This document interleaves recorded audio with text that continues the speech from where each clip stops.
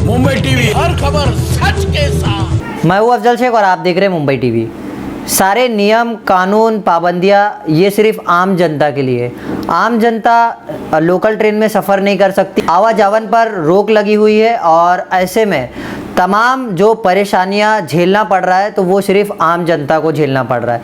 यहाँ ऐसे में अगर देखा जाए राजनेताओं को कोई भी तरीके का कोई पाबंदियां नहीं है, उन्हें किसी भी तरीके का कोई कोरोना नहीं आता उनका, क्योंकि वो कोरोना मुक्त है, राजनेताओं कोरोना मुक्त है। और ऐसे में सरकार की तरफ से इस तरीके का गाइडलाइन जो है थोप तो देते हैं, लेकिन कोई बेरोजगारी पर बात नहीं करना चाहता। सिर्फ और सिर्फ बेरोजगारी के आंकड़े को कैसे छुपाया जाए ये बड़ा ही आसान है सरकार के लिए करना, लेकिन सरकार के लिए ये काम सबसे बड़ा मुश्किल का है कि लोगों को रोजगार कैसे दिया जाता है। ऐसे में अगर हम गाइडलाइन की बात करें, जो गाइडलाइन 5 जुलाई तक संपूर्ण जो है लॉकडाउन की घोषणा की गई है और ऐसे में तमाम जो नॉन एसेंशियल सर्विसेज में आते हैं जैसे मॉल, रेस्टोरेंट, बार, ये 40% कैपेसिटी 50% कैपेसिटी के साथ चालू रहेंगे और सैटरडे और संडे ये 2 दिन जो है पूरा बंद रहेगा। इस दिन सिर्फ और सिर्फ आप लोगों को पार्सल ही मिलेगा।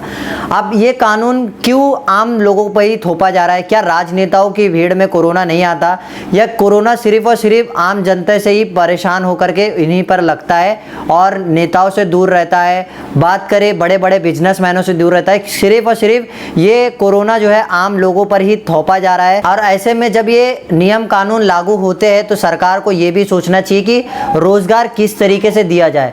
विकलांग लोग निर्भर हो गए, आत्मनिर्भर हो गए और तमाम ऐसे जो बेसहारा लाचार लोग हैं वो आत्मनिर्भर हो गए, लेकिन अभी तक सरकार जो है गाइडलाइन सिर्फ कोरोना के लिए निकाल रही है, आम जनता के लिए कोई गाइडलाइन नहीं निकाल रही है कि आम जनता को कैसे ज़िंदगी गुजर बसर करना चाहिए इस लॉकडाउन में, ये भी सरकार को सोचना चाहिए। लेकिन सरकार जो है सिर्फ और सिर्फ लॉकडाउन लगा रही है, कोरोना के नाम पर सिर्फ और सिर्फ लोगों को परेशान कर रही है।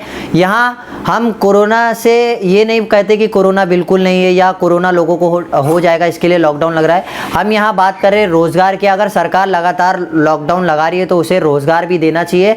जहाँ एक तरफ महामारी करके लोगों के जॉब चले गए, घर के भाड़ा भरना है, राशन भरना है, स्कूल की फीसेस देना है, ऐसे तमाम जो परेशानी है वो सिर्फ आम जनता को ही देखने को मिली है। कोई भी एक गरीब ये नहीं कह सकता कि इस लॉकडाउन से हम खुश हैं या इस कोरोना से हम खुश हैं। लोग ये कहते हैं कि कोरोना हमें हो जाए, हम कोरोना से मरने तैयार है, लेकिन इस भूखमरी और बेरोजगारी से हम नहीं मरना चाहते। तो ऐसे में सरकार पर अभी भी यही सवाल है कि सरकार लॉकडाउन तो लगा रही है, लेकिन कब जो है वो रोज़गार की बात करेगी, कब जो है फाइनेंशियल सपोर्ट की बात करेगी?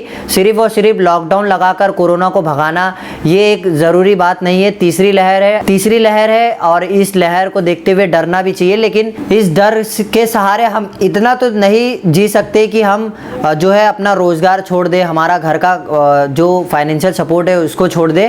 तो ऐसे में सरकार पर ये एक हमेशा से ही देखा जाए तो एक हम भी सवाल उठा रहे हैं और आम जनता की भी सवालात है कि रिक्शा वालों को 1500 दे करके हमदर्दी जता दिया जाता है, 1 किलो 2 किलो चावल दे करके हमदर्दी जता दिया जाता है। तो ये सरकार स्कूल फीस पर बात क्यों नहीं करती? सरकार रोजगार पर बात क्यों नहीं करती? सरकार टैक्स पर बात क्यों नहीं करती? सरकार बिजली बिल पर माफ़ी पर बात क्यों नहीं करती? ये सबसे बड़ा सवाल है। अब देखते हैं इस रिस्ट्रिक्शन के बाद किस तरीके से लोगों का आक्रोश रोड पर निकलता है और इस कोरोना से नहीं बेरोजगारी से लोग कब लड़ते हैं। ये सबसे बड़ा आज का हमारा सवाल और ये विषय था। ऐसे ही तमाम अपडेट से जुड़े रहने के लिए सब्सक्राइब करें मुंबई टीवी। मैं अफजल शेख फिर हाजिर होऊंगा एक नई न्यूज़ के साथ।